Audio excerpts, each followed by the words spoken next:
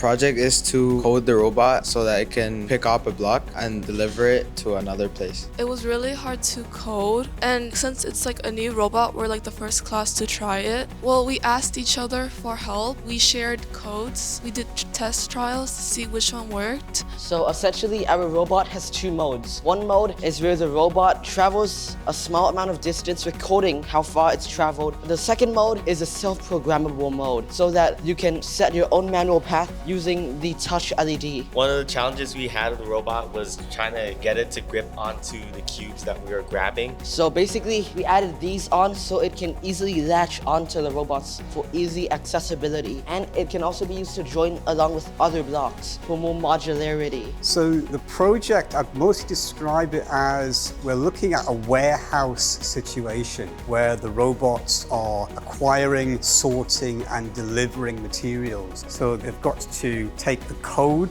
the physical part of the robot, put the two together and develop a solution for a warehouse scenario. So they're developing their skills for digital learning, collaboration, for problem solving. They're having to work together and so that they can actually learn from each other.